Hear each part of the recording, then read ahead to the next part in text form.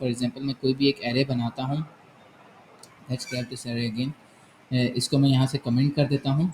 Okay, and मैं simple अगर कोई भी आपने अपना एरे का मेथड जो हो उसको आपने परफॉर्म करना हो, तो उसके लिए मैंने आप लोगों को एक चीज़ बताई थी, वो ये कि कुछ ना करो, सबसे पहले जाके एरे के साथ जस्ट ये जो आपका एरे है इसके आगे डॉट करके, क्योंकि मेथड है तो कंसिडर दैट ये आपकी क्लास है और क्लास के आगे डॉट से आप उसका मेथड कॉल कर रहे हो, तो मेथड का नाम क्या है, रिवर्स।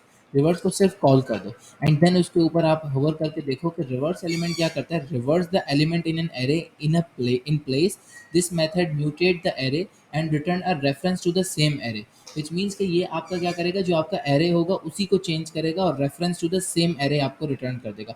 फॉर एग्जाम्पल मैंने यहाँ पे ये वाला काम किया। ओके, मैं यहाँ के ये index dot H T M L को मैं इसमें स्क्रिप्ट लाइव है, वो लाइव,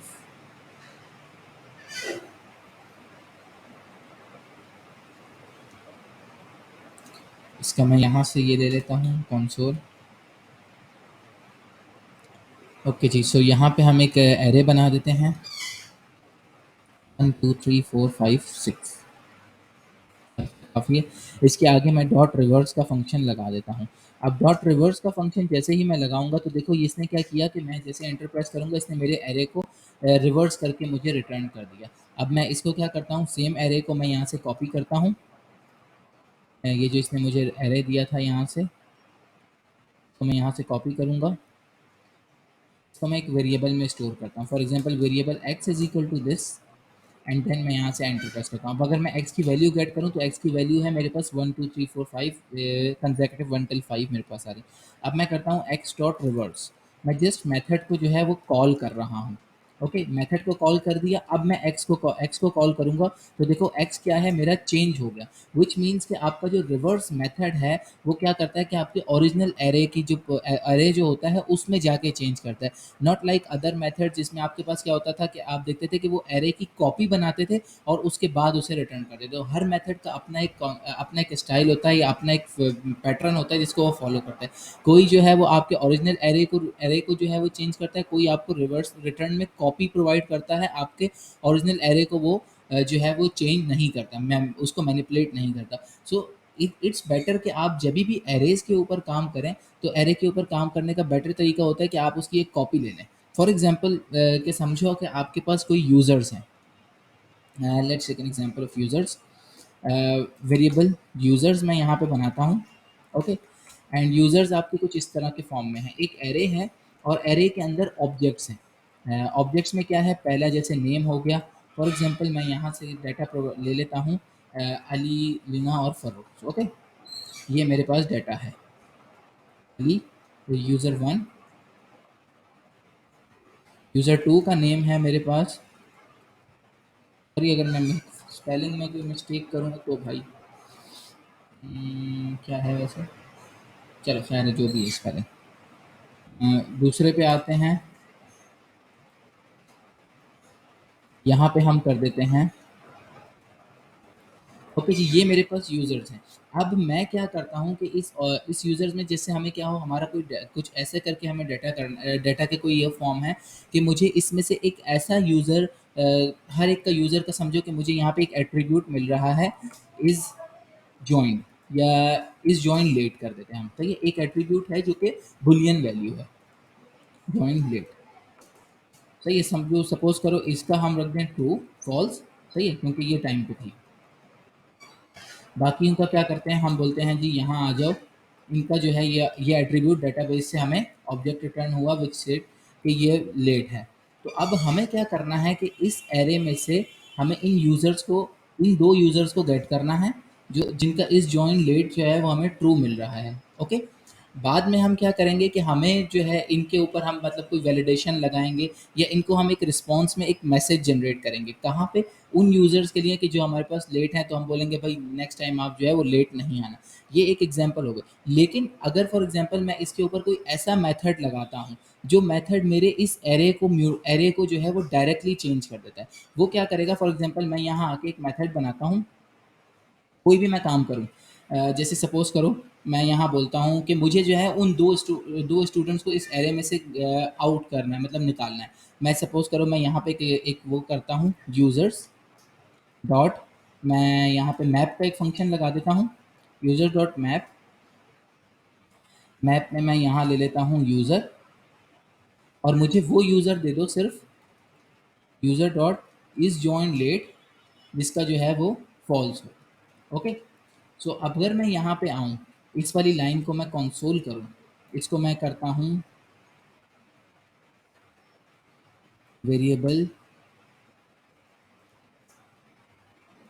अपडेटेड यूजर्स।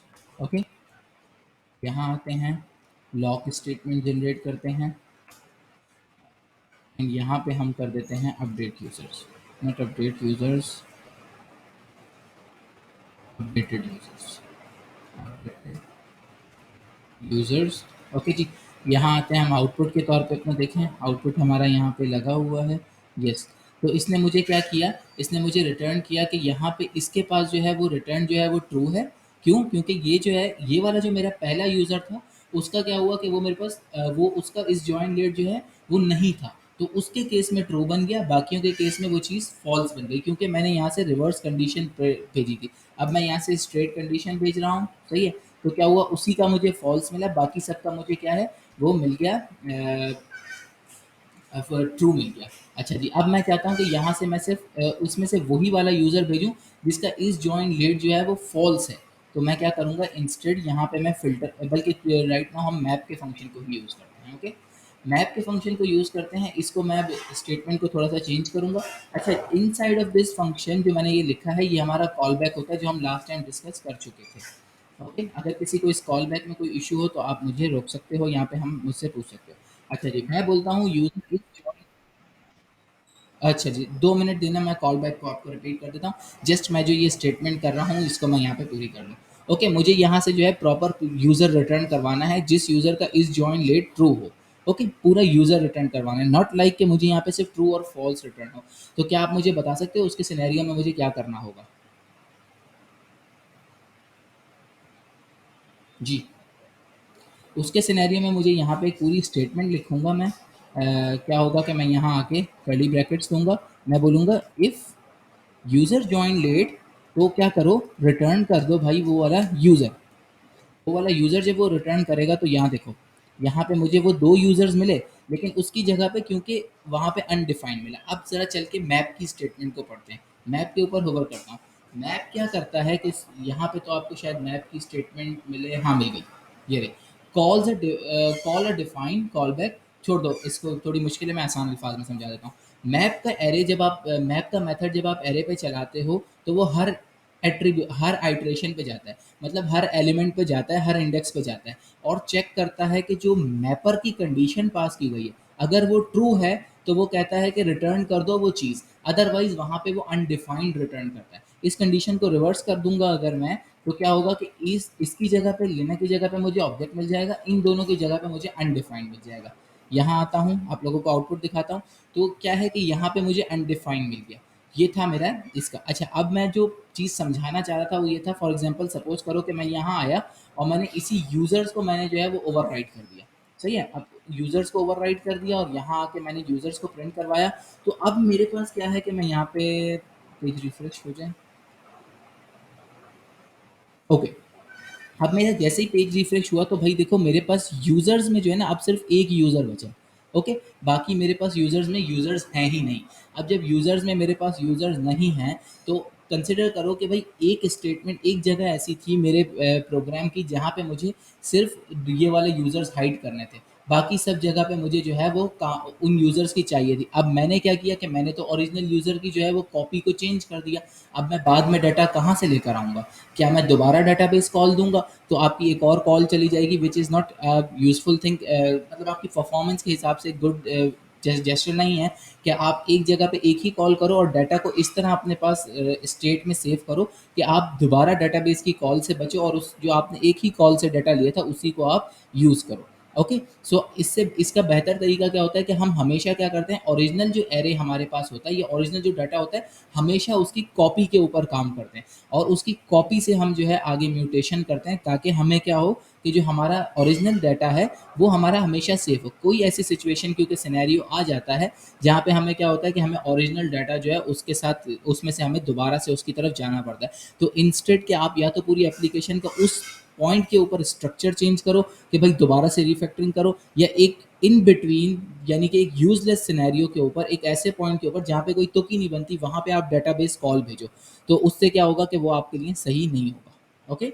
सो ये होता है हमारे, इसलिए हम क्या करते हैं कि हम हमेशा अपने जो एरे की कॉपी होती है उसको यूज़ करते हैं। तो ये बात समझ आई मेरी, तो फिर मैं आप लोगों को कॉल बैक्स की तरफ लेके जाता हूँ। जी। ये वाला पॉइंट समझ आया जो मैंने अभी बताया आप लोगों को?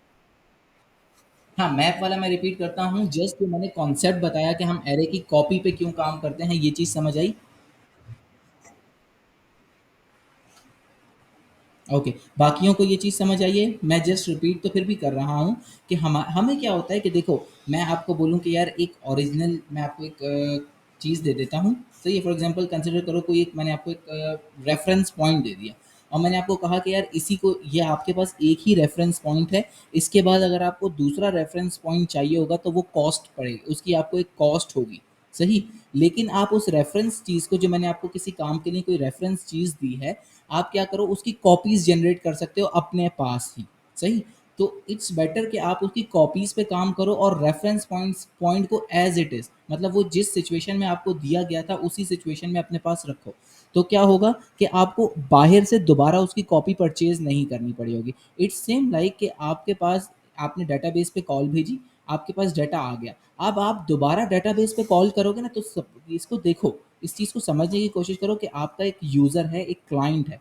वो जब बैकएंड के ऊपर कॉल भेजेगा ना, तो वो कॉल एक दूसरे सिस्टम की तरफ जा रही है। जब वो कॉल जाएगी तो वो कॉस्ट भी जनरेट करेगी, उसका टाइम भी होगा, ये सब चीज़ें होंगी। तो इट्स बेटर कि जितनी कम कॉल होंगी उतना ज़्यादा एफिशिएंट कोड आपका होगा, उतना ज़्यादा आपका काम एफिशिएंट होगा। तो आप क्या करो, एक ही दफ़ा में वहाँ पे बैकएंड पे कॉल भेजो, डाटा मंगाओ और उसको ऐसे परसिस्ट करके रखो अपने पास कि आप उसकी कॉपीज़ पे काम करते रहो।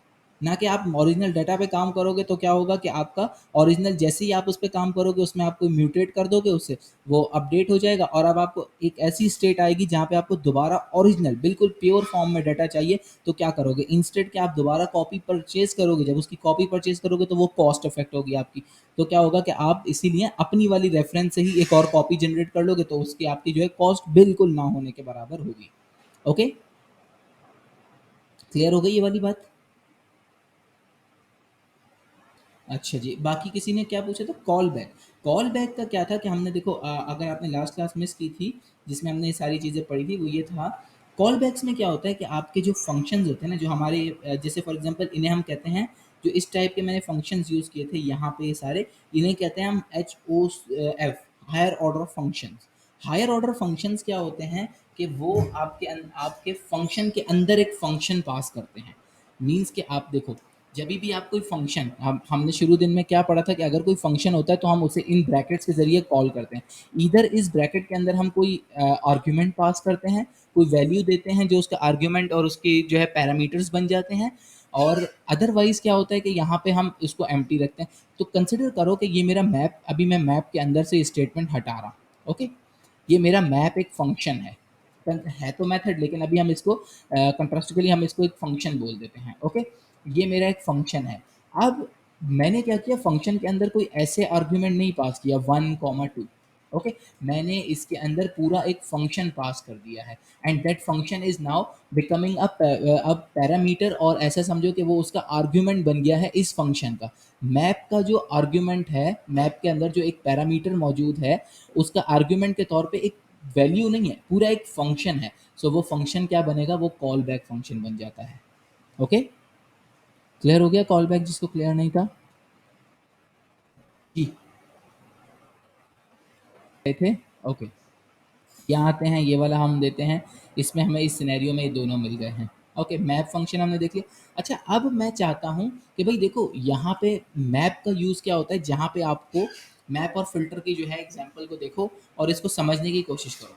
कि हम इनिशियल स्टेज पे ऊपर जब बंदे को एरे मिलता है ना, तो वो कहता है चलो भाई एरे मिल गया, जल्दी से इसके ऊपर मैप फिल्टर लगा के काम करते हैं और जल्दी से बस आउटपुट मिल रहा है, इसको हम आउटपुट गेट करते हैं। लेकिन गलती क्या होती है कि वो जहाँ वो समझ ही नहीं पाते कि मैप कहाँ लगाना है और फिल्टर कहाँ लगाना है। सो अगर मैं आप लोगों से एक क्वेश्चन पूछूं कि in general, not in programming, map और फिल्टर से आप लोगों को क्या चीज़ समझ आ रही है, प्लीज़ आप लिख भी सकते हो अगर किसी के पास माइक का ऑप्शन नहीं है।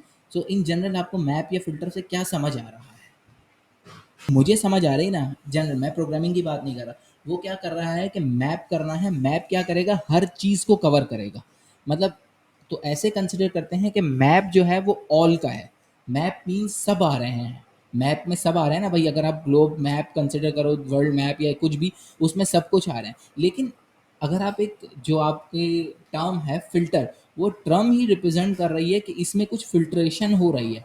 मतलब फ़िल्टर्ड होके कुछ, मतलब कुछ चीज़ें जो हैं वो एक फ़िल्टर लगा हुआ है, उससे वो पास होगा, तो कुछ आपको जो है at the and come data मिलेगा। मीन्स कि अब तो ऐसा क्या होगा, भई मेरा जो सिनेरियो था, मुझे ये 2 यूज़र चाहिए थे। तो मैंने क्या किया, मैंने यहाँ पे फ़िल्टर लगा दिया, मैप लगा दिया। मैप लगा दिया तो वो मैप में क्या हुआ, उसने मुझे ये भी दे दिया, वो कि इसकी जो है मेरी फॉर्म सही नहीं थी, उसने मुझे यहाँ पे इसकी जगह पे अनडिफाइंड दिया, और जिस वक़्त मुझे ये वाला चाहिए था, तो उसने मुझे इन दोनों की जगह पे अनडिफाइंड दिया। तो ये जो मेरा सिनेरियो है, इसमें मुझे इन दोनों की कोई वैल्यूज़ को चेंज नहीं करना। मुझे क्या करना है कि इन दोनों ये जो मेरे है ना, ये जो मेरे एरेज़ हैं, इसमें से मुझे कुछ लिमिटेड अमाउंट ऑफ डाटा चाहिए, या ऐसा अमाउंट ऑफ डाटा चाहिए जिनके साथ ये वाली वैल्यू जो है वो ट्रू है। तो मैं क्या करूँगा, इंस्टेड मैप मैं यहाँ पे फ़िल्टर लगाऊँगा। समझ आई ये वाली बात? प्लीज़ राइट इन चैट कि आप लोगों को ये बात समझ आई हो। ये मैप और फ़िल्टर का ये बहुत इंपॉर्टेंट कॉन्सेप्ट है। इससे बहुत ज़्यादा कन्फ्यूजन क्रिएट होती है, क्योंकि क्या होता है कि आउटपुट के तौर पे रिपीट, देखो भाई, सपोज़ करो कि ये मेरा एक एक वो है, रुक जाओ,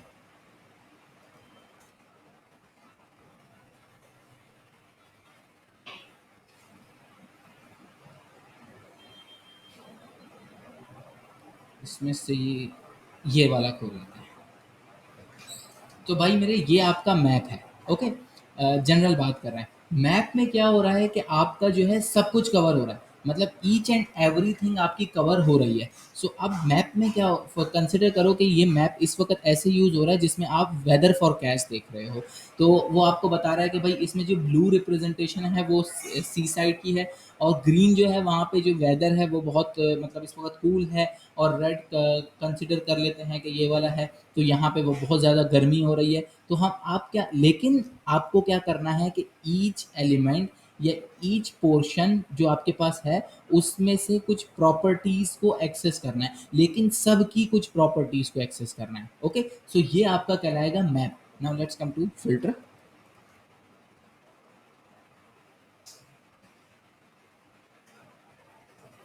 तो अगर आप फिल्टर देखो, ओके, फिल्टर की पता नहीं कोई हो ना हो, ओके, वाटर फिल्टर ही निकाल लेते हैं। ओके भाई, तो अब अगर हम इस वाले को देखें, तो ये क्या कर रहा है कि आपका जो डाटा है, यार ये दराज वाला क्यों खोल दिया।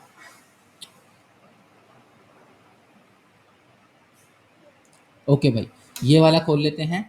अब देखो, इसमें आपका एक इनपुट है, एक आउटपुट है। अब ये जो इनपुट आ रहा है, वहाँ पे आपका पूरा डाटा आ रहा है, ओके। पूरा डाटा मतलब आपका थ्रू आउट द डाटा, अगर मैं बोलूँ तो ये पूरा यूज़र है, ये यूज़र उठेगा, ओके, और इस फ़िल्टर के अंदर इनपुट के तौर पे चला जाएगा, सही है। अब ये जो प्यूरीफायर लगाया हुआ है ना, ये प्यूरीफायर आपका जो है वो फ़िल्टर का फंक्शन है, सही है। अब जब इस प्यूरीफायर से गुजरेगा ना, तो आप बोलोगे भाई ये वाला, जहाँ पे ये वाला ट्रू हो ना, ये वाली स्टेटमेंट वो मुझे नहीं चाहिए। तो विच मीन्स कि इस जगह पे वो आपको नहीं देगा, इस जगह पे आपको वो नहीं देगा, तो वो आपको सिर्फ ये वाला रिटर्न करेगा। तो ये होता है आपका फिल्टर का ब्लॉक, ओके। मैप में क्या होता है कि वो आपको सब देगा, बताएगा कि यहाँ पे है, यहाँ पे नहीं है, यहाँ पे ऐसा है, यहाँ वैसा है। फ़िल्टर में क्या बोलेगा, जहाँ आप उसे बोलोगे भाई ये मेरा एक फ़िल्टर पॉइंट है, इस ये मैंने एक चीज़ डिक्लेयर कर दी, ये एक स्टेटमेंट है। अगर कोई चीज़ इसको पास करती है, तो आप उसको मेरे पास भेजो, जो इसको फ़ेल करती है उसको यहाँ से पीछे जो उसको पॉप करो यहाँ से। ओके, क्लियर हो गया अली?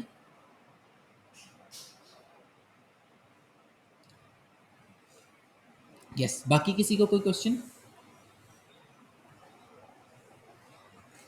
ओके जी, तो मैप फ़िल्टर और मैप फ़िल्टर की एग्ज़ाम्पल तो मैंने आप लोगों को दे दी। सो नाउ अभी आप लोगों का एक छोटा-सा असाइनमेंट है। सो मैं अब आपको इसकी एक एग्ज़ाम्पल मैं दे दूँगा, बाकी इसके ऊपर जो है ना थोड़ा-सा आपको आर-एन-डी करनी पड़ेगी। वो है एक और फ़ंक्शन रिड्यूस। रिड्यूस आप लोगों का असाइनमेंट है।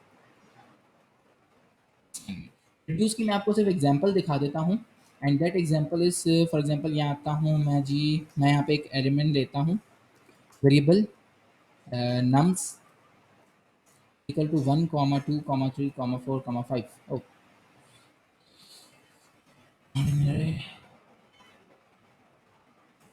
अब मैं आता हूँ फ़िल्टर की। पहले मैं एक एग्ज़ाम्पल देता हूँ आप लोगों को। भाई मेरा फ़िल्टर है, मैं चाहता हूँ कि मेरे फ़िल्टर में मुझे वो वैल्यूज़ चाहिए जिनमें क्या हो कि मेरी जो 5 से बड़ी हो, 5 से बड़ी या 5 के बराबर हो। सो भाई let's come to nums dot filter. Chat है कोई?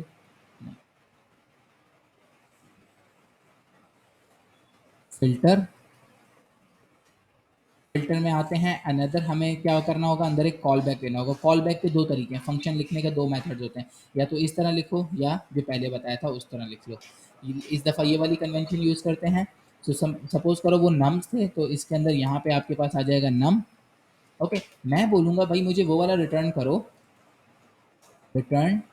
बल्कि डायरेक्ट अगर रिटर्न स्टेटमेंट हम यूज़ करेंगे तो चलो डायरेक्ट रिटर्न स्टेटमेंट यूज़ नहीं करते, सिंप्लीफाई नहीं करेंगे।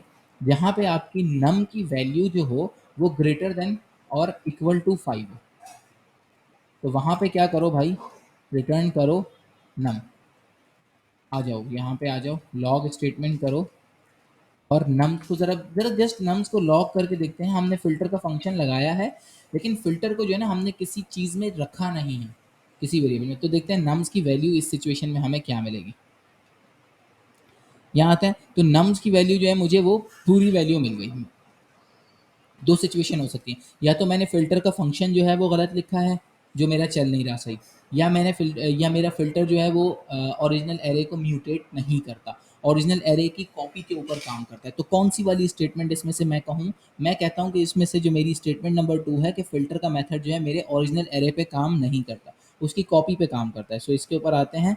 सो ये बोलेगा accept 3 argument filter method return a call predicate function 1 for each element. भाई जल्दी जाओ ना, मुझे पॉइंट बताओ जो काम का है। An object which reduce the element array meet callback function। return type बताओ, return type an object। यहाँ पे if argument limited undefined was used, this value calls a method predicate function 1 for each element the function call। Okay, इधर लिखा हुआ नहीं है but आपका filter जो है वो आपके ओरिजिनल एरे पे काम नहीं करता। नाउ यहाँ पे आते हैं वेरिएबल x में इसको स्टोर करते हैं एंड यहाँ आके इस x की वैल्यू को लॉक करते हैं। जैसे ही आप x की वैल्यू को लॉक करोगे तो यहाँ जो तो आपके पास क्या है, सिर्फ 5 6 7 ही आया। तो ये था आपका फ़िल्टर मेथड।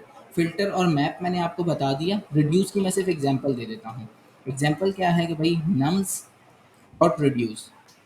रिड्यूस पे जैसे ही आप होवर करोगे तो रिड्यूस का कॉल बैक है। कॉल बैक को दो चीज़ें चाहिए, करंट वैल्यू और प्रीवियस वैल्यू। ओके जी, तो मैं यहाँ पे करंट वैल्यू मैं कॉल बैक ले लेता हूँ एक। इस दफ़ा मैं इसका जो कॉल बैक है वो मैं इस फॉर्म में लूँगा। क्या कह रहा है जी, करंट वैल्यू और प्रीवियस वैल्यू। सो पहले आएगी previous value. These are just convention, आप नाम कुछ भी लिख सकते हो। प्रीवियस वैल्यू और आपकी करंट वैल्यू। करंट वैल्यू के बाद आपका कॉल बैक है। कॉल बैक से पहले इसके अंदर एक आर्ग्यूमेंट और होता है। वो ये होता है कि जैसे ही मैं जब रिड्यूस पे दोबारा आपको होवर करूँ तो वो कह रहा है आपको भाई इनिशियल नंबर बता दो कि कहाँ से स्टार्ट होना चाहिए। इनिशियल स्टार्टिंग पॉइंट आप उसको बता दो। तो यहाँ आके मैं उसको स्टार्टिंग पॉइंट बता देता हूँ। कंसिडर कर लो भाई 0 है, मेरा इनिशियल वैल्यू जो है वो 0 है। यहाँ से रिटर्न करो f प्लस नम और इसको स्टोर करो जनाब आप y में। कुछ मसले होंगे इसके आउटपुट में, वही आप लोगों का काम है कि थोड़ा सा आप लोगों को इस फंक्शन को देखना है कि ये क्या है। ये आ जाते हैं यहाँ पे y चलते हैं। तो ये देखो ये मेरा किस तरह बना, 0 1 2 3 4 5। ये तो कोई एक्सपेक्टेड आउटपुट नहीं हुआ। तो बस अब यही आप लोग देखो। ओ एक मिनट, यहाँ पे प्रेफ प्लस करंट डालना था ना, नम तो मेरा पूरा एरे है, तो मेरे पास यहाँ पे आया आउटपुट 28।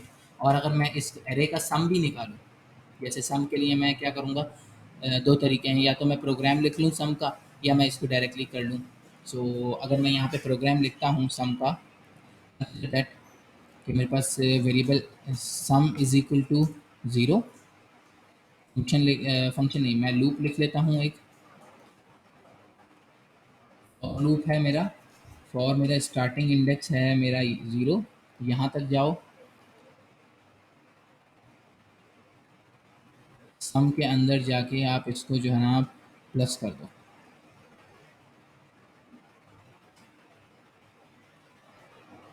कांस्टेंट नहीं चाहिए, ये है, यहाँ आके लॉग अगर आप करो सम की वैल्यू, तो आपको दोनों जगह पे 28 मिला। सो विच मीन्स कि जो ये मैंने एग्जांपल की है रिड्यूस के मेथड से, इसमें मेरे पास सम ऑफ एरे रिटर्न हुआ है। लेकिन ये क्या है, रिड्यूस का मेथड क्यों यूज़ होता है, क्या काम है, जिस तरह मैंने आप लोगों को फ़िल्टर और मैप एक्सप्लेन किया है, इस तरह थोड़ी सी एग्जाम्पल्स ढूंढो रिड्यूस के लिए, क्योंकि जब आप रिड्यूस के लिए कोई एग्जाम्पल ढूंढोगे ना, तो आपके इन दोनों के काफ़ी सारे कॉन्सेप्ट जो हैं वो क्लियर होंगे। और याद रखना कि ये मैप, फ़िल्टर और रिड्यूस बहुत कम, रिड्यूस उस वक़्त यूज़ होता है जब आपको रिड्यूस का, अगर आपको रिड्यूस का यूज़ करना आता है ना, तो आपकी ज़िंदगी आसान हो जाएगी, नंबर 1। नंबर 2, ये आपकी जो है परफ़ॉर्मेंस वग़ैरह पे भी काफ़ी जो है वो अफ़ेक्ट करता है, काफ़ी मतलब लाइट वेट फ़ंक्शन है, नंबर 2। और नंबर 3 ये कि ये आपके रिएक्ट के अंदर ये तीनों फ़ंक्शंस बहुत ज़्यादा यूज़ होंगे, ओके। ऑल्दो आपके पास जो मैंने स्लाइस बताए थे वो भी बहुत यूज़ होते हैं, लेकिन रिएक्ट के अंदर आपका जो रिएक्ट की जो एचटीएमएल होती है, या उसकी जो एचटीएमएल तो नहीं कहते उसे हम जेएसएक्स कहते हैं। वो जो जेएसएक्स होती है उसके अंदर आपके पास लूप अवेलेबल नहीं होता, तो लूप के तौर पे आपको वहाँ पे फ़िल्टर और मैप यूज़ करने होते हैं। सो अब आप लोगों को ये देखना है कि इन 3 फंक्शंस के ऊपर आपको जितनी अच्छी कमांड होगी, सो आप रिएक्ट के अंदर उतने अच्छे काम कर पाओगे। जी भाई, किसी का कोई क्वेश्चन, या मैं आगे चलूँ? क्या? हुँ, कौन-सा वाला? ये वाला? रिड्यूस वाला? सम वाला या रिड्यूस वाला? देखो मैं सम वाला तो बताऊंगा, रिड्यूस वाला तो आप लोगों का असाइनमेंट है ना। रिड्यूस तो मैंने सिर्फ एक एग्जांपल करके दिखा दी, मेथड बता दिया, ऐसे चल रहा है। सही है। सम मैं आपको बता देता हूँ। सम में मैंने क्या किया, मैंने एक इनिशियल वैल्यू डिक्लेयर की, मैंने बोला भाई एक स्टार्टिंग पॉइंट है जो ज़ीरो है, मतलब सपोज करो कि आपने सेविंग स्टार्ट की, ओके। और सेविंग में क्या है कि अभी आज पहला दिन है सेविंग का, तो आपके पास अभी कंसिडर करो कि ज़ीरो अमाउंट है। फिर रोज़ आपके पास वीक के 7 डेज़ हैं, रोज़ आपके पास कुछ अमाउंट आती गई, तो आप क्या करोगे, हर दिन जाके वो अमाउंट अपने सम में ऐड कर दोगे। सही है। और एट द एंड, वीक के एंड में आप उस सम को गेट कर लोगे। तो जब वीक के एंड में आपने वो सम गेट किया, तो आपके पास 28 आउटपुट आ गया। वही वीक के वही अमाउंट जो है कैलकुलेट करने का तरीका, सपोज करो कि ये अमाउंट जो आपने कैलकुलेट की वो आपने नॉर्मल कैलकुलेटर में कैलकुलेट की है, ये आपने साइंटिफिक कैलकुलेटर में कैलकुलेट की है, आउटपुट आपको दोनों जगह 28 ही मिला है। ऐसा नहीं है कि साइंटिफिक कैलकुलेटर आपको बताएगा कि आपकी अमाउंट जो सेविंग है वो 28 की जगह 29 या 30 है, नहीं, आउटपुट सेम आएगा। लेकिन इसका मेथड और इसका जो है असल मेथड, इसका जो यूज़ है ना, पर्पस, वो सम करने के लिए नहीं है, वो कुछ और है। सो वो आप लोगों को देखना है, और ये लाजमी देखना, क्योंकि ये तीन चीज़ें की अगर आप लोगों को जितनी अच्छी हैंड्स ऑन उस पर प्रैक्टिस होगी ना, इन तीनों के ऊपर, सो आपको ये रिएक्ट के अंदर उतने ज़्यादा आपको जो है ना कारामद साबित होंगे। क्योंकि रिड्यूस चाहे हो सकता है कि कुछ जगह पे आप रिएक्ट पे ना यूज़ करो, इनिशियल स्टेज पे आपको नहीं समझ आएगा कि रिएक्ट में मैं रिड्यूस कहाँ यूज़ करूँ, करूँ भी नहीं करूँ। क्योंकि मेरे पास ऐसी रियल एग्जांपल हैं जो मैं अगर आप लोगों को दिखाता हूँ थोड़ी देर में, कि जहाँ मैं रिड्यूस फंक्शन यूज़ करता हूँ, ओके। जैसे कंसिडर कर लो कि एक कार्ट है, एक रियल एग्जांपल देखते हैं, जो मैंने यहाँ पे सम किया ना इसी की, एक ऑर्डर जनरेट हो रहा है, ओके। आपके यूज़र है वो आपकी वेबसाइट पे आया, आपकी एक ई कॉमर्स वेबसाइट है, उसने 5 आइटम अपने कार्ट में डाले, ओके भाई। अब उसने 5 आइटम अपने कार्ट में डाले हैं, तो कंसिडर करो वेरिएबल आइटम्स, ये आपके ये उसके जो हैं 5 आइटम्स हैं, 1 2 3 4 5, हर आइटम के अंदर प्राइस मौजूद है, ओके, प्राइस है। और हर आइटम के अंदर एक और प्राइस मौजूद है which is sale price. At the end, sale price, भाई हो जाए ना मेहरबानी। सेल प्राइस, ये दो चीज़ें जो है आपके हर उसमें मौजूद हैं, हर आइटम के अंदर। एट द एंड आपको जो है वो कैलकुलेट करना है फाइनल अमाउंट। अब फाइनल अमाउंट कैलकुलेट करने के लिए मैं आपको बोलूँ तो आप बोलोगे कोई मसला ही नहीं है, सिंपल आओ पकड़ो यहाँ पे लूप लगाओ, फॉर लूप लिखो, डेटा फॉर ईच लूप लगाओ, कोई भी लगाओ हो जाएगा। लेकिन ये काम हम रिड्यूस से भी कर सकते हैं, काफ़ी एफिशिएंटली ये हमारा रिड्यूस से ये काम बन जाएगा। सो इसलिए मैं आपको ये कह रहा हूँ कि आपका जो है ये काम करो। अच्छा जी, समझ आई ये वाली बात जो मैंने एग्जांपल दी कि भाई ये रिड्यूस और कहाँ पे यूज़ होगा, और ये तीनों आप लोगों ने प्रैक्टिस लाजमी करनी है, क्योंकि इन तीनों की जितनी अच्छी प्रैक्टिस होगी, मैं अगेन रिपीट कर रहा हूँ कि उतना अच्छा आपका जो काम होगा वो रिएक्ट में आपका आगे बन जाएगा। ओके, चलें आगे। आई बिलीव चल लेना चाहिए आगे। अच्छा जी, अब एक बात करते हैं सॉर्ट का फंक्शन। ये जो सॉर्ट का फंक्शन है ना भाई, ये काफ़ी कंट्रोवर्शियल है इसमें, जावास्क्रिप्ट में। जावास्क्रिप्ट का सॉर्ट का फंक्शन जो है ना वो ऐसे बिहेव नहीं करता जैसे कि आप लोगों को लग रहा हो सॉर्ट का फंक्शन। फॉर एग्जांपल मैं यहाँ आता हूँ, एक एरे बनाता हूँ, इन दोनों को, इन सबको मैं थोड़ी देर के लिए कमेंट कर रहा हूँ। यहाँ आते हैं, वेरिएबल अनसॉर्टेड, अनसॉर्टेड एरे 7 5 1 2 3 4 3 1 2 3 4 5 6 रह गया, 6 अनसॉर्टेड एरे है। ओके, यहाँ आता हूँ मैं, unsorted array dot sort, just sort का फंक्शन कॉल कर रहा हूँ। सबसे पहले तो ये देखेंगे कि ये सॉर्टेड एरे ओरिजिनल एरे को म्यूटेट करता है या नहीं। Log unsorted array, unsorted array के सॉर्ट के मेथड पे अगर हम ओवर करें, function use to determine the order of the element, it is expected to return a negative value if the first argument is less than a second argument, zero if they are equal, and a positive otherwise if omitted. Return type क्या है, sort an array, the method mutate the array and return a reference of the same array. Okay जी, यहाँ आते हैं। सो मेरे पास unsorted, refresh नहीं हुआ page. मैंने यहाँ पे अनसॉर्टेड एरे को जैसे ही प्रिंट किया तो क्या हुआ कि ये इसने मेरे क्या किया कि ओरिजिनल एरे को म्यूटेट किया, उस पे से जाके मुझे आउटपुट निकाल के दे दिया। तो ये मेरा, आप लोगों को लगा होगा कि हाँ भाई सॉर्ट का फंक्शन जो है वो प्रॉपर चल गया, सही है। लेकिन ऐसे नहीं होता, सॉर्ट का फंक्शन इस तरह कभी भी वर्क नहीं करता इसमें। ये एक काइंड ऑफ मेथ है कि वो सॉर्ट का फंक्शन जो है वो रिएक्ट जावास्क्रिप्ट के अंदर बिल्कुल एफिशिएंटली वर्क कर रहा होता है।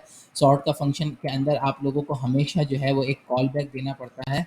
फॉर एग्जांपल यहाँ पे आप एक कॉल बैक ले लो, जैसे हम अगर सॉर्ट पे होवर करता हूँ आपको तो दिखाता हूँ। तो सॉर्ट में देखो, यहाँ पे आपको कॉल बैक दिया हुआ है, and that call back is consider as के जिस जिस चीज़ के आगे अगर आपको क्वेश्चन मार्क लगा हुआ नज़र आए ना, सो वो कंसिडर की जाती है ऑप्शनल है। दोगे तो सही है, नहीं देते तो कोई मसला नहीं है। जैसे अगर मैं थोड़ी देर के लिए इस फंक्शन को ओपन करूँ, रिड्यूस के ऊपर मैं होवर करता हूँ। Why reduce function is not, oh nums is not open,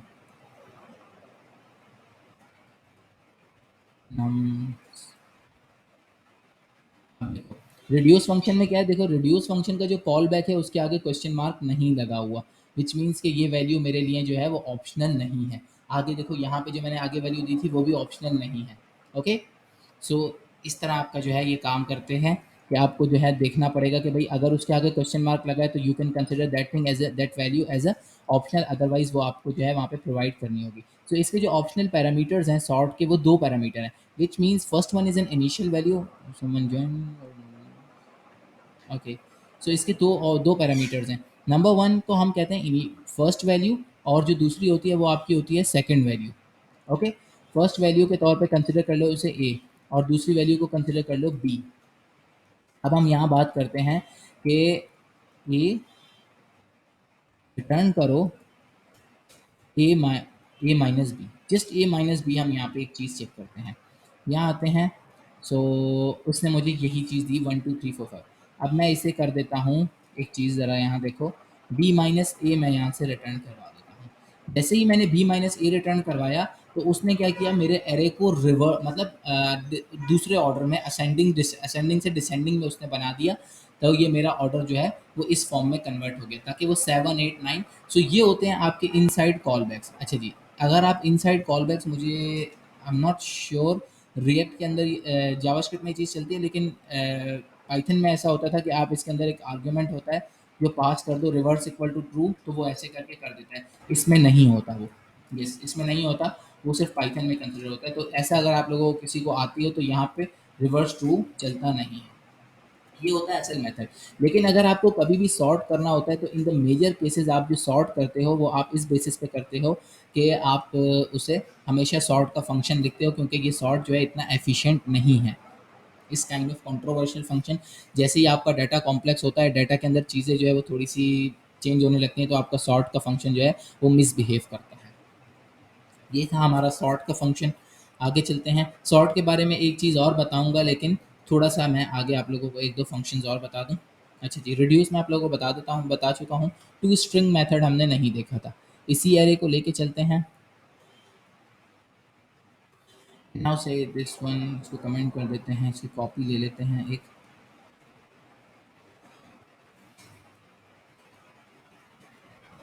okay, तो अब हमें क्या करना है, टू स्ट्रिंग में कन्वर्ट करना है।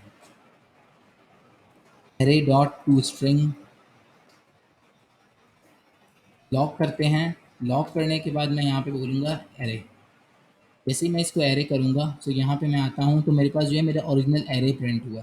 नहीं एक मिनट, ओरिजिनल एरे प्रिंट हुआ है, यस मेरा ओरिजिनल एरे ही प्रिंट हुआ है। स्ट्रिंग का मेथड जो है मेरा return a string representation of an array. So मुझे क्या करना होगा कि मैं यहाँ पे वेरिएबल y बना देता हूँ, y is equal to this, and instead यहाँ पे मैं इसको y प्रिंट कर देता हूँ। तो अब देखो मेरा आउटपुट क्या आया। उसने क्या किया कि मेरे जितने भी ये सारे ये एरे था ना, उसने इस एरे को यूं पकड़ के मतलब साइड में टू स्ट्रिंग का फंक्शन ये काम करता है। आपके एरे के अंदर से वैल्यू को ऐसे गेट करेगा, उसकी कॉपी गेट करेगा, उसको स्ट्रिंग्स में ले जाके ऐसे रख देगा और उसके दरमियान जो गैप्स हैं वो ख़त्म कर देगा। ये आपका करता है टू स्ट्रिंग का, ये आपका काम होता है। लेकिन टू स्ट्रिंग वाला कंसिडर करो कि आपका एरे है, आप मैं चाहता हूँ कि भाई ये मेरे पास एरे जो डिजिट्स में आया है ना, ये एक दूसरे के साथ वैल्यू कॉन्कैट हो जाए, मतलब जुड़ जाए, लाइक 7 5 1 2 4 3 6। अब अगर मुझे ये काम करना है तो ये काम आप टू स्ट्रिंग से करोगे, तो उसके बाद ये काम कैसे करोगे, अगला अगला स्टेप क्या होगा? जी भाई,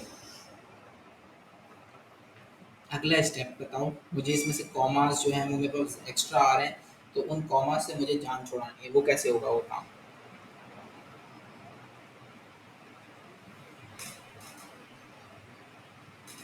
एनी आइडिया? मैंने ये फंक्शन आप लोगों को बताया था।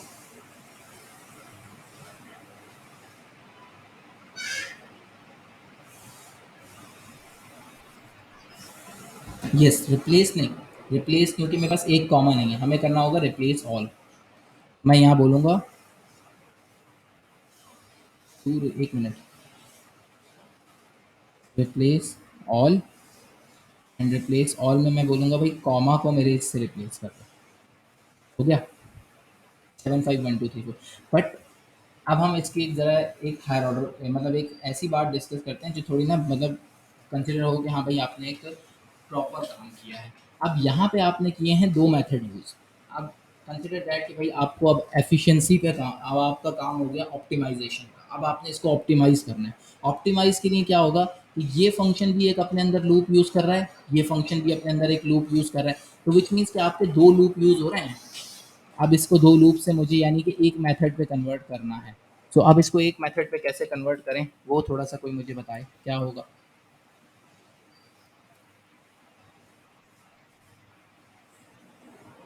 देखो जब भी कोई आप मेथड लगाते हो ना एरे के ऊपर, तो वो बिहाइंड द सीन, मतलब जहाँ पे ये डिफाइन हुए हुए हैं, कंसिडर करो कि किसी फाइल के अंदर टू स्ट्रिंग का मेथड डिफाइन हुआ हुआ है, तो वहाँ पे जो टू स्ट्रिंग का मेथड डिफाइन होगा ना, उसमें जो है उसके पीछे उन्होंने एक लूप ही लिखा होगा ना। रिप्लेस ऑल का मेथड जो उन्होंने लिखा होगा उसके पीछे उन्होंने एक लूप लिखा होगा।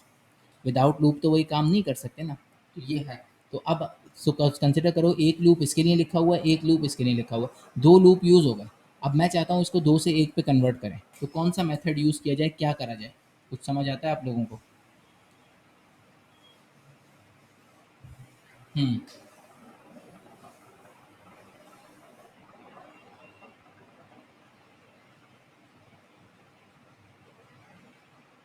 बताओ।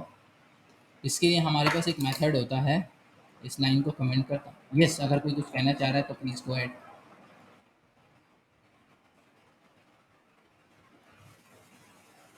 देखो मेथड तो लूप नहीं बोल रहा, मैं कह रहा हूँ कि मेथड जो है ना, फॉर एग्जांपल कंसिडर करो कि आप एक लाइब्रेरी बना रहे हो, ओके, और उस लाइब्रेरी के अंदर आपने एक फंक्शन बनाया। अब वो फंक्शन मैं यूज़ कर रहा हूँ, सही है। अब आपने जहाँ पे फंक्शन बनाया होगा वहाँ आपने कुछ कोड कोड तो लिखा होगा ना, कुछ सॉर्ट ऑफ कोड लिखा होगा, और उस कोड के लिए आपने लूप यूज़ किया है क्योंकि एरे का मेथड है। एरे का मेथड बनाने के लिए जैसे मैंने सपोज करो कि यहाँ मैंने सम लिखा था, ओके, ये मैंने सम बनाया। अब मैं कल को एक लाइब्रेरी पब्लिश कर दूं और वहाँ पे उस लाइब्रेरी में एक सम का मेथड हो, तो कोई भी बंदा मेरे सम का मेथड यूज़ करेगा तो बिहाइंड द सीन वो इस लूप को यूज़ कर रहा है, क्योंकि वो इस लूप को बार बार राइट नहीं कर रहा, वो सिर्फ इस मेथड को यूज़ कर रहा है, लेकिन बिहाइंड द सीन यूज़ तो ये लूप ही हो रहा है ना मेरे भाई। तो इस सेंस में मैं कह रहा हूँ कि यहाँ पे वो लूप यूज़ हो रहा है। तो मैं चाह रहा हूँ कि भाई यहाँ पे दो मेथड की जगह अगर लूप इज़ कंफ्यूजिंग तो कंसिडर कर ये करो कि भाई यहाँ पे दो मेथड यूज़ हो रहे हैं, यानी कि दो ब्लॉक ऑफ कोड यूज़ हो रहे हैं। मैं चाहता हूँ दो की जगह एक यूज़ हो, तो कैसे करा जाएगा इसको बताओ?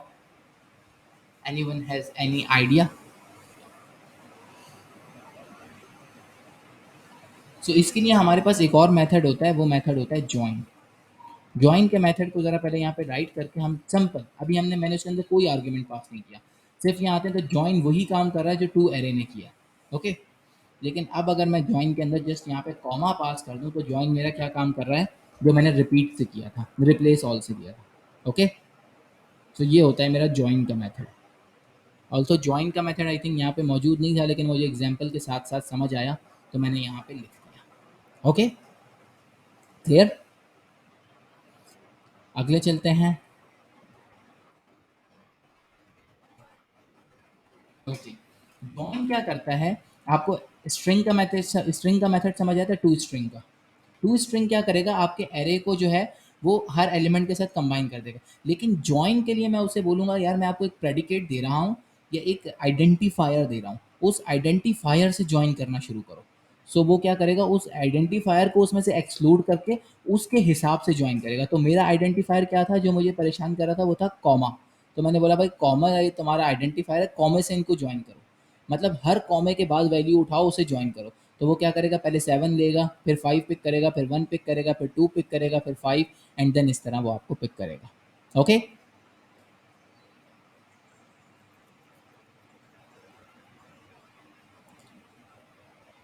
वो तो अब डिपेंड करता है कि आपका सिनेरियो क्या है।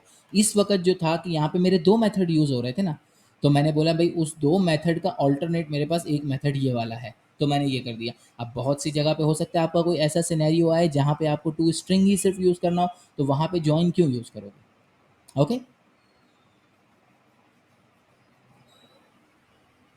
हाँ, वैसे अगर आप काइंड ऑफ कह सकते हो कि इस एक्सप्रेशन का अल्टरनेट जो है वो ये है।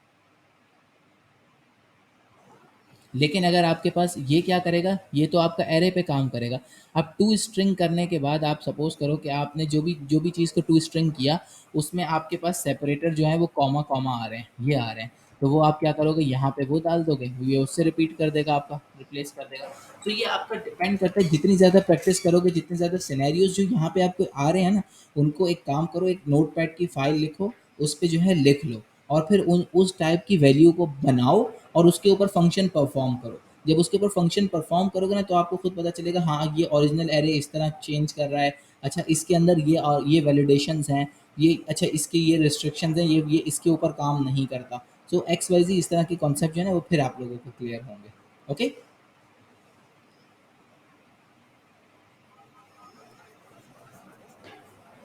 हम्म। हम्म, हाँ बिल्कुल बिल्कुल बिल्कुल। बिल्कुल कर लेगा, बिल्कुल सही है, ओके।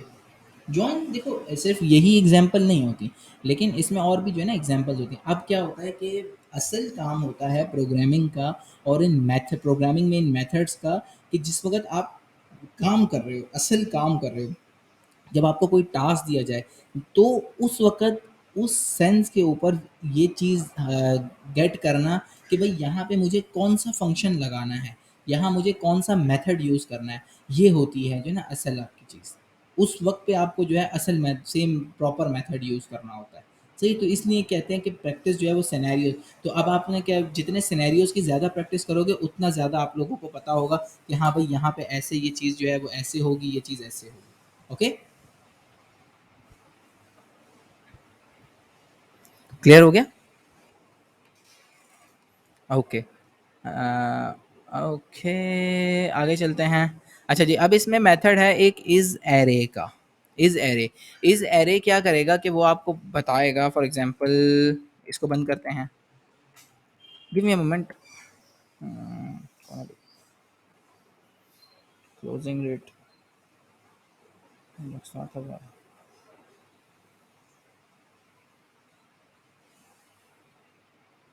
विज्ञान से बात।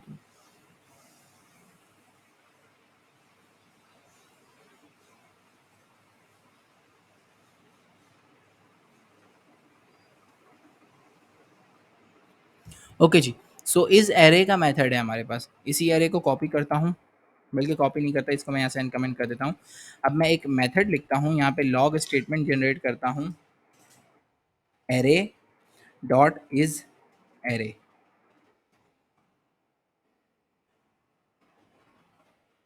इज एरे जैसे is array is not a method.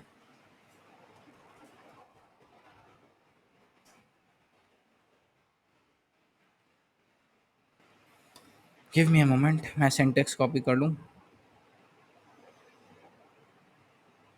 Array dot is array, oh sorry, आपका क्या होता है, ये प्रोटोटाइप मेथड है, ये क्या करेगा, एरे डॉट इज एरे, और आगे ये आपका लेता है उसके अंदर आर्ग्यूमेंट के तौर पे एरे। तो यहाँ आते हैं, तो इसने मुझे यहाँ पे रिटर्न किया ट्रू है भाई, ये क्या चीज़ है, ये मेरा ट्रू है। अच्छा, अब मैं क्या करता हूँ, y को ओपन करता हूँ और यहाँ पे एरे की जगह y प्रोवाइड करता हूँ। तो जब मैं y प्रोवाइड करूँगा तो ये फॉल्स है, क्योंकि y में क्या वैल्यू आ रही है, y में स्ट्रिंग वैल्यू आ रही है। सो ये आप लोगों का एरे को चेक करने का मेथड होता है कि इस एरे जो आपके पास वैल्यू आ रही है वो एरे है भी या नहीं, तो फिर आप उसके ऊपर ऑपरेशन परफॉर्म करो, अदरवाइज नहीं करो। इजी मेथड है ये। आगे चलते हैं इज एरे। अच्छा जी, फॉर ईच लूप, बल्कि फॉर ईच से पहले हम लास्ट इंडेक्स देख लेते हैं और वैल्यू ऑफ देख लेते हैं। लास्ट इंडेक्स के साथ आपके शायद शायद फर्स्ट इंडेक्स भी मौजूद हो।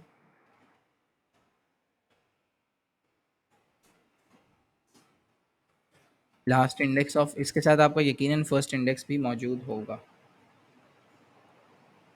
नहीं है। ओके, फर्स्ट इंडेक्स होना तो चाहिए वैसे। फर्स्ट इंडेक्स के लिए अगर आपको चाहिए तो आप उसको मतलब डायरेक्ट ज़ीरो से वैल्यू भी गेट कर सकते हो। फॉर एग्जांपल हम यहाँ पे मेथड लेते हैं, इसका सिंटेक्स है हमारा, ये आपका एरे आया, array dot last index of. Last index के अंदर आपको वो कह रहा है कि सर्च एलिमेंट नंबर है। सही है भाई, आप इसमें इसका जो असल आर्ग्यूमेंट है पहला वाला वो है सर्च एलिमेंट। सर्च एलिमेंट, तो अब आप करो भाई, यहाँ पे फॉर एग्जांपल आपने 5 सर्च करना है। ओके जी, जैसे ही आप 5 सर्च करोगे तो सबसे पहले मैं, अच्छा इसकी एक और चीज़ देख लेते हैं कि ये ओरिजिनल एरे को नहीं देगा, क्योंकि ये return an index of a last occurrence of a specific value of an array, otherwise one repeat -1 represent करेगा। -1 की रिप्रेजेंटेशन हमेशा नॉट फाउंड के तौर पे यूज़ होती है। अच्छा जी, इसे मैं एक एलिमेंट यहाँ पे रख लेता हूँ, variable x is equal to this. x पे आते हैं यहाँ से हम, सो इसने मुझे बोला कि भाई 5 की क्या है, पोजीशन 1 है, विच मीन्स 0 1। अब मैं यहाँ पे 5 एक और लिख देता हूँ। अब वो मेरी बोल रहा है 5 की अक्यूरेंस क्या है, 7। सो ये लास्ट इंडेक्स ऑफ का मतलब होता है कि आपने जो एलिमेंट फाइंड करना है, विच मीन्स कि आप जो चीज़ सर्च करना चाहते हो एरे में, वो बोलेगा कि उसकी जो लास्ट अक्यूरेंस है, मतलब लास्ट में जो उसे मिलेगा। अगर यहाँ पे 5 उसे मैं यहाँ पे भी एक और लिख दूँ, जैसे मैं यहाँ 5 लिख दूँ और ये वाला 5 हटा दूँ थोड़ी देर के लिए, तो वो क्या करेगा, मुझे वो वाला इंडेक्स। तो लास्ट इंडेक्स में क्या होगा, जो आप फाइंडर है, जो आप स्पेसिफिक चीज़ उसमें से फाइंड करना चाहते हो, वो उस चीज़ को देखेगा कि वो लास्ट में कहाँ पे आ रही है। अगर उसे वो एक दफ़ा मिलती है तो वो बोलेगा ओके ये वाली आप ले लो, लेकिन वो फिर भी पूरे एरे को चेक करेगा। वो देखेगा कि उसमें वो पैटर्न और जगह पे मौजूद है या नहीं। अगर और जगह पे मौजूद होगा तो वो रिटर्न करेगा, अदरवाइज वो जो पहला वाला उसे मिलेगा वो आपको रिटर्न कर देगा। अच्छा जी, इसके बरक्स एक और मेथड होता है हमारे पास, and that method is basically y is equal to index of index of JavaScript index of जी बिल्कुल ये भी लेना है इंडेक्स ऑफ। चलिए array dot index of for example index of 4 ले लेते हैं। जब हम इंडेक्स ऑफ 4 यहाँ पे गेट करेंगे तो उसने मुझे बोला 5। इंडेक्स ऑफ 4 कौन सी पोजीशन पे पड़ा हुआ है? 0 1 2 3 4 5। इंडेक्स ऑफ 1 मेरा 5 है। अच्छा दोनों सिनेरियो में इसको y कर देते हैं और इसको x कर देते हैं और दोनों को प्रिंट करते हैं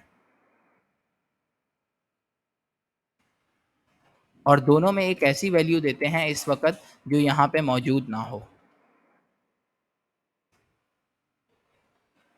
फॉर एग्जांपल इसमें 100 दे देते हैं और इसमें 99 दे देते हैं। अब मैंने दोनों के सिनेरियो में जो वैल्यू दी तो उसने मुझे दोनों ने क्या रिटर्न किया? -1। -1 सेज कि भाई ये चीज़ इसमें फाउंड नहीं है। सो अगर आपको कोई कंडीशन लिखनी हो तो आप हमेशा जब फाइंडर लिखते हो तो उसमें वैल्यू चेक करते हो ग्रेटर देन -1 होनी चाहिए। अगर ग्रेटर देन -1 है तो विच मीन्स कि वो फाउंड है और जब ग्रेटर देन -1 होगी तो वो क्या करेगा? आपको उसकी पोजीशन देगा कि ये वाली पोजीशन पे भाई वैल्यू फाइंड हो गई है। ओके? अगला मेथड हमारे पास और था वैल्यू के बाद इज एरे हमने देख लिया। Last index of for each flat अच्छा जॉइन मैंने हमने देख लिया है। फॉर ईच का लूप। अच्छा जी, फॉर ईच हमने आज जो है वो 3 किस्म के लूप देखे हैं।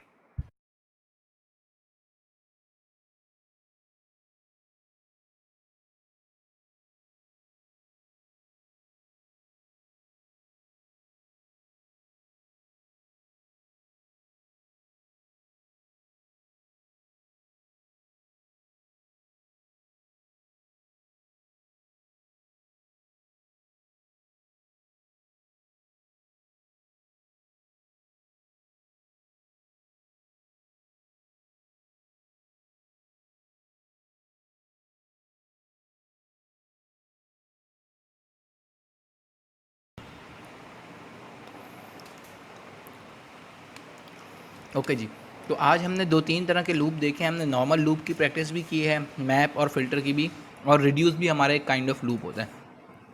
एक और हमारा लूप होता है which is basically for each loop. यहाँ हम आते हैं array dot for each. For each आपका एक कॉल बैक लेता है a function that accept up to 3 argument. क्या है भाई? कॉल बैक है, उसके बाद आपका इंडेक्स है, नंबर है, वैल्यू है। Accept the 3 argument for each call the call back function one time for each element of an array perform the specific action of each element of an array. एक चीज़ notice करिए आपने यहाँ पे कि इसमें उसने कोई रिटर्न टाइप नहीं दी। क्या किसी को ये बात समझ आई है? इसमें उसने रिटर्न टाइप नहीं दी तो क्या मतलब क्या हुआ इसका?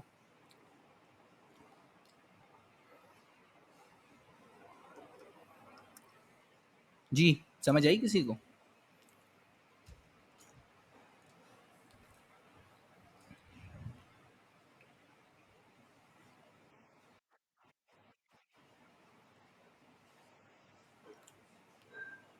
मतलब कि आपका अगर चलो मैं इसको ऑपरेशन परफॉर्म करके दिखाता हूँ आपको।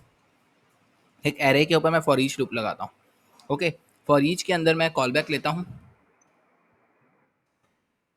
फंक्शन के अंदर हम यहाँ पे ले लेते हैं वैल। मैं यहाँ से बोलता हूँ कि भाई इफ कंडीशन लगाता हूँ, if val greater than 2। Val अगर ग्रेटर देन 2 है तो रिटर्न करो वैल। और यहाँ आके पहले लॉग स्टेटमेंट एरे पे लगाते हैं डायरेक्ट। तो एरे में मुझे मेरा सेम एरे मिला है। ओके, अब इसे क्या करते हैं? इसे एक वैल्यू में स्टोर करते हैं एक्स में। यहाँ आके एक्स को करें तो एक्स अनडिफाइंड मिल रहा है, हालांकि मैंने फॉर ईच में से रिटर्न किया है। सो ये अनडिफाइंड क्यों आया? हम्म फॉर ईच लूप जो आपका होता है उसकी रिटर्न टाइप नहीं होती। इसका रिटर्न टाइप जो होता है वो आपका अनडिफाइंड होता है। Return type of for each.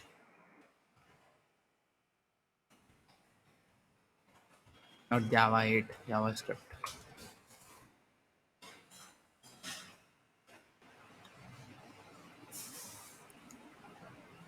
For each method, iterative method, देखो ऑलवेज रिटर्न अनडिफाइंड। ओके, जो आपकी फॉर ईच की रिटर्न टाइप होती है वो अनडिफाइंड होती है। तो फॉर ईच के अंदर अगर आपको कोई काम करना हो तो आप पता है कैसे करोगे, आप यहाँ लोगे dummy array is equal to this, and जो वैल्यू आपकी आ रही है, जो आपकी कंडीशन पास कर रहा है, वहाँ पे जाओ, डमी एरे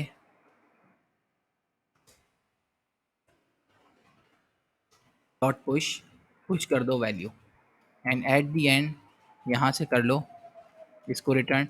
और इसको वेरिएबल में रखने का भी कोई फ़ायदा नहीं है, फजूल में मेमोरी कंज्यूम करेगा। अब यहाँ से आप जो है रिफ़्रेश करो, तो आपका डमी एरे में वो वैल्यूज़ आ गई जो ग्रेटर देन 2 थी।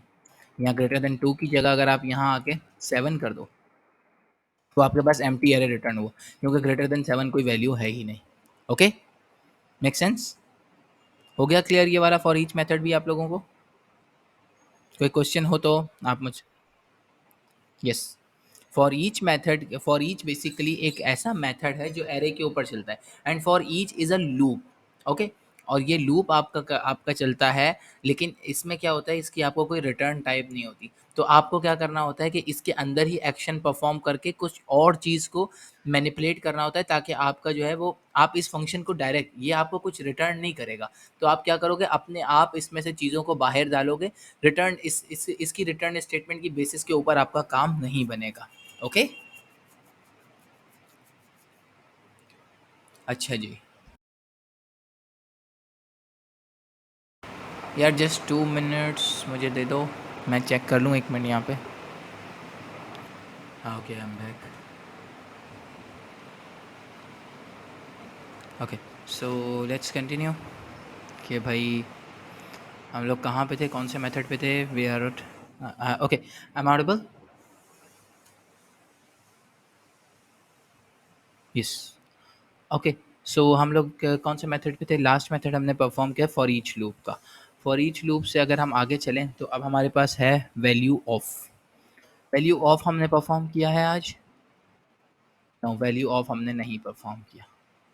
वैल्यू ऑफ इन जावास्क्रिप्ट में अगर मैं आपको दूं, value of method return a primitive value of an object. अगर आप यहाँ आओ, सो वैल्यू ऑफ मेथड आपका क्या करता है, ये एरे के ऊपर रिटर्न होगा, और आपका क्या करेगा कि भाई value of return and return a primitive of L. I think value of मैंने यहाँ गलत लिख दिया, ये आपका जो है उसका मेथड है स्ट्रिंग का। वैल्यू ऑफ इसको अभी हम स्किप कर देते हैं क्योंकि ये स्ट्रिंग में आएगा। अच्छा जी, अब हम बात करते हैं फ्लैट की। फ्लैट मेथड जो होता है एरे का, बहुत कम यूज़ होता है, लेकिन आप फिर भी करते हो फ्लैट इन जावास्क्रिप्ट। ये क्या करेगा कि आपका एरे 2D 3D फॉर्म में ना, उसको ये एक स्ट्रेट फ्लैट फॉर्म में रिटर्न कर देता है, जैसे कि वो आपको सिंगल 1 डायमेंशनल एरे में कन्वर्ट करके दे देगा। जैसे ये आपका एरे है, फॉर एग्जांपल मैं इसकी यहाँ से कॉपी गेट करता हूँ, एंड यहाँ आता हूँ, variable x is equal to this. Okay, and मैं बोलता हूँ x dot flat, just flat, and यहाँ से आके मैं लॉग कर देता हूँ लॉग x। अब अगर मैं यहाँ से लाके लॉग x करूँ तो ये मैंने जो है वो ओरिजिनल एरे को जो है सेव नहीं की, इसकी कॉपी को, वेरिएबल y, एंड यहाँ पे आके मैं y लिख दूँ, तो ये क्या करेगा, देखो इसने क्या किया कि मेरे सारे एरेज को 1 डायमेंशनल बना दिया। रीलोड इट, ये देखो इसने क्या किया, 1 2 3 4 5 6 उनको 1 डायमेंशन कन्वर्ट कर दिया। एक काम और करते हैं, इसको एक और एरे को अंदर ऐसे कर देते हैं। ओके, अब अगर हम ऐसे करते हैं तो उसने क्या किया कि ये आपका सिर्फ 2 डायमेंशन को कन्वर्ट करता है। 2 के अंदर अगर कोई और है तो उसको